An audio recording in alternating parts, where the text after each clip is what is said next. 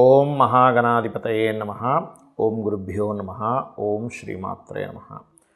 పరమేశ్వర స్వరూపమైనటువంటి జ్యోతిష, వాస్తు మరియు ఇతర అనేకమైనటువంటి శాస్త్రములను మనకు అందించినటువంటి మహర్షులకి నమస్కారం. హయగ్రీవ హయగ్రీవ హయగ్రీవేతి యో వదేత్ తస్య నిస్సరతే వాణి జహ్నుకన్యా ప్రవాహవత్.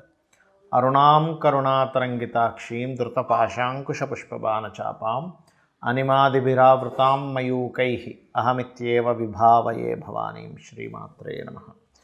ప్రేక్షకులకి ఆ లలితాంబిక అమ్మవారి యొక్క అనుగ్రహం పరిపూర్ణంగా కలగాలని మనస్ఫూర్తి కోరుకుంటూ మనం ఈరోజు 22వ తేదీ నుంచి 28వ తేదీ వరకు ఉన్నటువంటి గ్రహస్థితి మరియు ఈ వార ఫలితాల్లో అసలు గ్రహాలు ఎలా ఉన్నాయని చూసుకున్నట్లయితే మీనంలో రాహువు, వృషభంలో వక్రించిన గురువు, అదేవిధంగా మనకి కర్కాటకంలో కూడా వక్రించిన కుజుడున్నాడు. కేతు కన్యలోని, బుధగ్రహం చూసుకున్నట్లయితే వృశ్చిక రాశిలో, అదేవిధంగా రవి ధనస్సులోని, శుక్రుడు మకరంలో 28వ తేదీ వరకు 29వ తేదీకి మారిపోతాడు. ఇక కుంభరాశిలో శని యొక్క సంచారం జరుగుతుంది.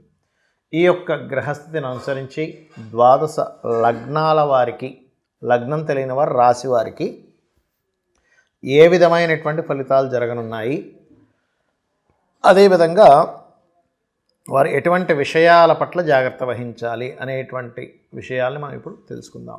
అయితే ఈ విషయాలు చెప్తుంది నేనైనప్పటికీ కూడా చెప్పే సాక్షాత్ లలితామ్మవారిగా భావిస్తూ ఒక్కొక్క లగ్నం గురించి మనం తెలుసుకుందాం. కుంభలగ్నము, కుంభరాశి. కుంభం వారి కనుక చూసుకున్నట్లయితే పర్టికులర్గా ఇక్కడ రాశిలో శని యొక్క సంచారం జరుగుతుంది. 6వ స్థానంలో కుజుడు. సో రాశిలో ఉండేటువంటి శని సహజంగానే కాస్త మానసికంగా స్ట్రెస్ని ఎక్కువగా ఇస్తూ ఉంటాడు.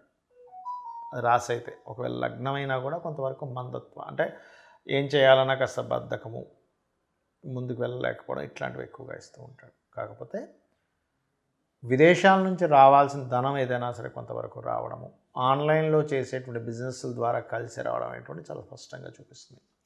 అలాగే మూడవ స్థానాధిపతి 6వ స్థానంలో వక్రించున్నప్పుడు, కుజుడు వక్రించున్నప్పుడు పర్టికులర్గా ఇక్కడ ఈ వక్రస్థానం, వక్రగతి ఏదైతే ఉందో, ఈ కుజ వక్రగతి వల్ల ప్రభావం అనేటువంటిది ఎట్లా ఉంటుందంటే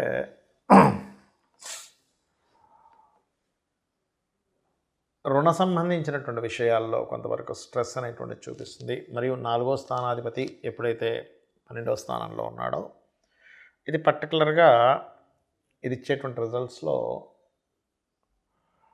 పూర్వీకుల ఆస్తులకు సంబంధించిన విషయంలో, అందులో ముఖ్యంగా తాతగారిది కానీ తండ్రి గారి ఆస్తికి సంబంధించిన విషయంలో రావాల్సిన ఎక్కడో ఆగడం అనేటువంటి జరుగుతూ ఉంటుంది. అయితే వివాహం ప్రయత్నం చేసేటువంటి వారికి కొంతవరకు ఈ వారం చాలా అనుకూలంగా ఉందని చెప్పుకోవచ్చు. బికాజ్ ఆఫ్ సప్తమాధిపతి లాభంలో ఉండడం, 12వ స్థానంలో శుక్రుడు చాలా మంచివాడు. 12లో ఉంటే చాలా మంచిది. యాక్చువల్గా శుక్రుడు ఎవరి జాతకంలో చూసుకోండి, 12లో ఉంటే శుక్రుడు సుఖాన్ని ఇస్తాడు. కాకపోతే కేతు సంబంధంతో ఉన్నాడు. కాకపోతే గణపతి ఆరాధన ఎక్కువగా చేస్తూ ఉంటే ఆ శుక్రుడు ఇచ్చేటువంటి రిజల్ట్స్ పర్ఫెక్ట్గా వస్తాయి. అలాగే హైయర్ ఎడ్యుకేషన్ రిలేటెడ్ సంబంధంగా చూసుకున్నట్లయితే మీరు హైయర్ ఎడ్యుకేషన్ పరంగా చేసేటువంటివి ఏవైతే ప్రయత్నాలు ఉంటాయో ఆ ప్రయత్నాలన్నీ కూడా ఫలిస్తాయి, అందులో ఎటువంటి సందేహం లేదు. ఇక మీరు చేయవలసినటువంటి దేవత ఆరాధన ఏమిటి అని చెప్పి చూసుకున్నట్లయితే మీరు ఎక్కువగా విష్ణు సహస్రనామాలు చేయండి, లేదా నరసింహస్వామి యొక్క ఆరాధన చేయండి. అన్ని విధాలా మీకు బాగుంటుంది. అదేవిధంగా మరొక విషయం ఏంటంటే ఇక్కడ అష్టమకేతు ఉన్నందుకు కొంచెం వాహనాల మీద వెళ్ళేటప్పుడు కూడా కాస్త స్లోగా వెళ్తూ ఉండండి. బికాజ్ ఆఫ్ ఇక్కడ వాహనాలకు కారకుడైనటువంటి స్థానంలో కుంభలగ్నాత్ లేదా కుంభరాశ్యాత్ 4లో గురువు వక్రించేశాడు. మరియు 4వ అధిపతి 12లో ఉంటూ కేతు దృష్టిలో ఉన్నాడు, కుజుడు దృష్టిలో ఉన్నాడు. కాబట్టి కుంభం వారు వాహనాల మీద వెళ్ళేటప్పుడు చాలా చాలా చాలా జాగ్రత్తగా ఉండాలి. చాలామంది నన్ను అడుగుతున్న ప్రశ్న ఏమిటంటే అసలు సక్సెస్ అవ్వడానికి సక్సెస్ మంత్రం ఏదైనా చెప్పండి అని అడుగుతూ ఉంటారు. నేను ఒకటే చెప్తాను, సక్సెస్ అవ్వాలి అంటే అసలు ఫస్ట్ మీరు ఏ రంగంలో సక్సెస్ అవ్వాలనుకుంటున్నారు ఫస్ట్ ఇది ఉండాలి. అంటే బిజినెస్లోనా, చదువుకొని ఒక ఐఏఎస్ ఐపీఎస్ అవ్వాలనుకుంటున్నారా, లేకపోతే అసలు ఏమిటి? ఎందుకు అడుగుతున్నానంటే మాట, ఫస్ట్ ఆఫ్ ఆల్ గుర్తుపెట్టుకోండి, ఎవరైనా సరే సక్సెస్ అవ్వాలి అంటే ప్రతి జాతకుడికి కూడా వాళ్ళు ఆ రంగంలో సక్సెస్ అయ్యే యోగం ఖచ్చితంగా ఉంటుంది. ఎక్కడో కోట్లో ఒక జాతకం అసలు ఎన్ని చేసినా సరే సక్సెస్ అవ్వదు. That is different thing. వాళ్ళ పూర్వజన్మలో చేసుకున్నటువంటి కర్మ ఆ రూపంలో వాళ్ళని వెంటాడుతూ ఉంటుంది. కానీ మిగతా వాళ్ళందరికీ కూడా మన జాతచక్రం ఏం చెప్తుందంటే, కొంతమంది మనీ సంపాదించడంలోనే సక్సెస్ చూస్తారు, మరికొంతమంది బిజినెస్ని డెవలప్ చేసి వెళ్ళే దాంట్లోనే సక్సెస్ చూస్తారు. ఇక్కడ ఏంటంటే ఒకటే గుర్తుపెట్టుకోండి, ఇక్కడ మనీ, బిజినెస్సు, పేరు ప్రఖ్యాతలు, అదేవిధంగా ఎనీథింగ్ సర్వీస్ రంగాల్లో కావచ్చు, రాజకీయ రంగాల్లో కావచ్చు, మీకు ఒక మైండ్లో ఒక విషయం ఉంది, నేను దీంట్లో అవ్వాలి 100% అని. అప్పుడు మీరు తెలుసుకోవాల్సింది ఏంటంటే, అసలు దానికి సంబంధించిన ప్లాన్ అంటే ఎంత బలంగా ఉంది, ఎంత బలహీనంగా ఉంది. ఉదాహరణకి నేను రాజకీయాల్లో సక్సెస్ అవ్వాలి అనుకున్నారు ఎవరైనా. అప్పుడు మీరు పర్టికులర్గా మీరు చెక్ చేసుకోవాల్సింది ఏంటంటే, మీ పంచమాధిపతి, ఎందుకంటే రాజకీయాలకు కారకుడు పంచమాధిపతి.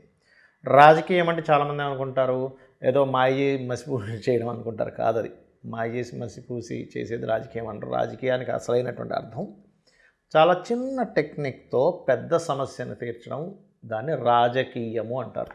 అంటే చిన్న టెక్నిక్తో పెద్ద సమస్యను తీర్చేదాన్ని.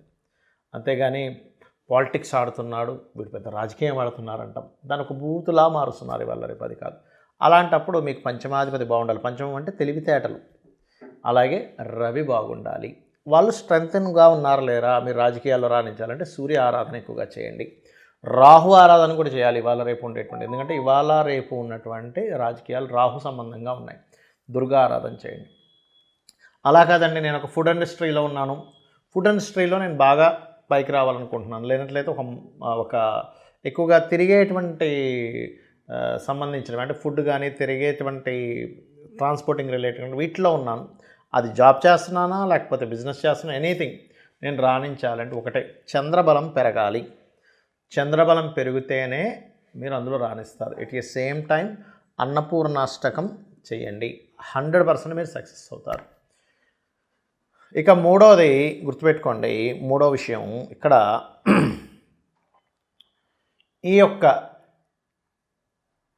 సిస్టమేటిక్గా చూసుకున్నట్లయితే మీరు ఫుడ్డు అండ్ మూడోది, కొంతమంది చూడండి నేను డిపార్ట్మెంట్లో ఒక మంచి రేంజ్కి వెళ్ళాలి, రెండు రకాలుగా ఉంటుంది. ఎట్లాగా, ఒకటేమో ఐఏఎస్ ఐపీఎస్ అయ్యేటువంటి రేంజ్లోకి వెళ్ళడము, రెండవదేమో సైబర్ రిలేటెడ్ దాంట్లోనే ఒక సైబర్ సెక్యూరిటీ రిలేటెడ్ సంబంధించిన దాంట్లో కొన్ని ఉంటాయి, దాంట్లో నేను ఒక గొప్ప యాప్ని క్రియేట్ చేయాలి, ఇట్లా ఉంటుంది.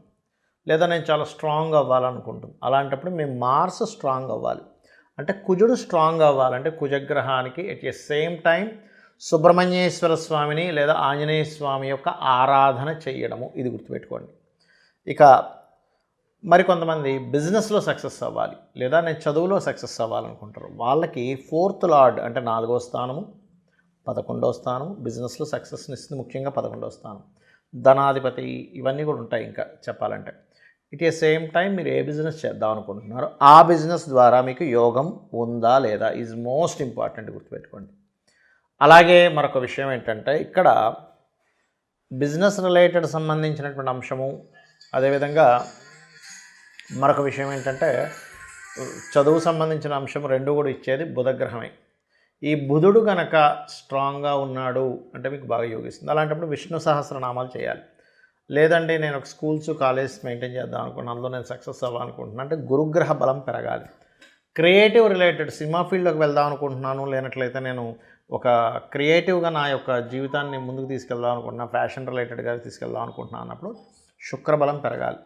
గురుబలం పెరగాలంటేనేమో దక్షిణామూర్తి ఆరాధన, దత్తాత్రేయుడు ఆరాధన చేయాలి. శుక్రబలం పెరగాలి అంటే మీరు పర్టికులర్గా శుక్రుడికి సంబంధించినటువంటి అంటే అమ్మవారి ఆరాధన చేయాలి. శని బలం కూడా పెరగాలండి మనకి, ఎందుకంటే ఏమో శని అనుకుంటాం, కాదు, శని ఉంటేనే ఉద్యోగం కానీ వ్యాపారం కానీ ఫ్రూట్ఫుల్ ఫలితాలు కూడా వస్తాయి, లేకపోతే రావు. బద్ధకము మందులు అనేటువంటి మాటలు ఎంత నిజమో మీకు ఫలితం రావాలంటే కూడా శని బలం ఉండాలి. శని బలం ఉంటేనే మనిషికి ఆయుష్ ఉంటుంది. ఫస్ట్ అన్నిటికీ వీటన్నిటికీ లాంజివిటీ ఉండాలి. లాంజివిటీ ఉంటేనే, ఆయుష్ ఉంటేనే ఏదైనా సరే మనకి ఎన్ని యోగాలు ఉన్నాయి. కాబట్టి శని బలం పెరగాలంటే మీరు శనిగ్రహం దగ్గర దీపారాధన చేయడం, ఆంజనేయ స్వామి ఆలయాలకు వెళ్ళడం. అనవసరమైనటువంటి ఊహల్లో, అనవసరమైనటువంటి మాయలో మీరు ఉండకూడదు. అలా ఉండకూడదంటే రాహుబలం ఉండాలి. రాహుబలం కనుక క్షీణించినట్లయితే అనవసరమైన భయాల్లో ఉంటారు. కేతుబలం పెరగాలి అంటే ఏమిటి? ప్రతిదానికి ఆటంకం వస్తుందంటే కేతువు సరిగ్గా బలంగా లేడు, గణపతి యొక్క అనుగ్రహం లేదని అర్థం. అలాంటప్పుడు మీరు చేయవలసింది ఏంటంటే గణపతిని ఎక్కువగా ఆరాధించాలి. ఎంత మీరు గణపతిని ఆరాధిస్తూ ఉంటే మీకు అంత సక్సెస్ రేట్ అనేటువంటి అంత అద్భుతంగా పెరుగుతుంది. సో మీరు ఈ విషయాలు తెలుసుకొని మీ యొక్క జీవితాన్ని మరింత అద్భుతంగా తీర్చిదిద్దుకుంటారని చెప్పి మనస్ఫూర్తిగా కోరుకుంటూ శ్రీమాత్రే నమః.